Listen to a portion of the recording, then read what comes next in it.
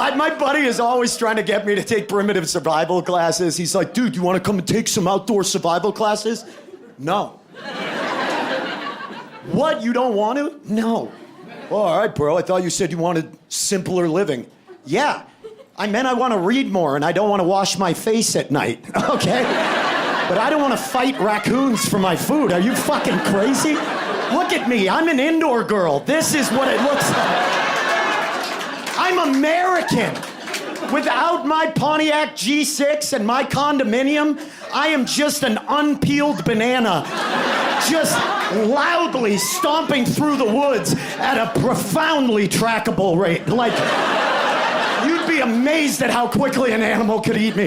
They're gonna eat me first. I'm already in the posture of a corn dog. Look at me. I'm an upright walking stick of meat. I'm definitely gonna get fucking eaten. That's why I love shows. Don't put Americans on survival shows. We're the Fabergé eggs of this fucking planet. We are the most delicate, needy group of people on this planet. That's why I love this show, because I love seeing the hubris of Americans when they get on this show. They're always like, I'm gonna make this landscape my bitch. I ain't afraid of no bears or no wolves. See, we've all seen too many movies about the outdoors. We've seen The Revenant or The Grey or whatever. We've seen movies. We think you're gonna get eaten by mountain lions. It's not. In the wild, it's the little shit that kills you. And that's what I realized from the show. Like, I watched an episode of Alone one night where a field mouse took a man for everything it was fucking worth. And it was the greatest fucking thing I've ever seen in my life. It was so good. This big gruff guy from Montana's in his shed, and he wakes up in the morning and he opens up his food store and he's like, oh shit, oh my God, all my blueberries I harvested are gone. What the fuck?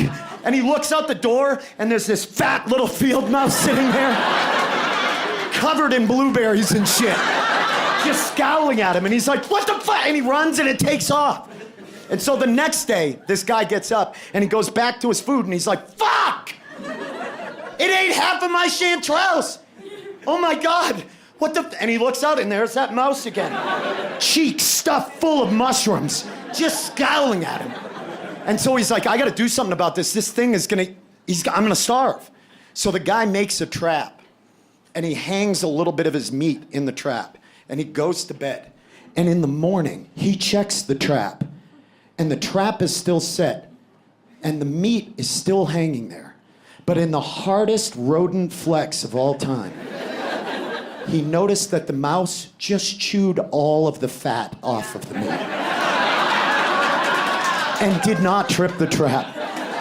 And this man went full PTA mom. It was amazing. His voice got shrill, and he was like, no! This isn't the order of things.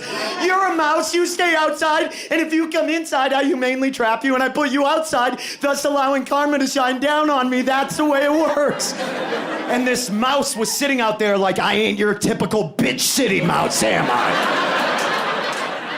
I came out here to do two things. That's fuck and chew the fat off stuff. And my wife didn't want to fuck this morning. So it looks like you're up to bat, you pink disappointment. And that guy just leaned on a log and was like, oh my God. He started crying. He started crying. It was so good. The mouse actually looked like it felt bad for him. Like the mouse was like, oh, come on, man. I didn't do you that bad. Last guy they dropped off out here, I ate his entire King James Bible in front of him. It took me 2 fucking weeks to get through. I didn't even like the taste. I just loved to listen to him scream at the moon every night.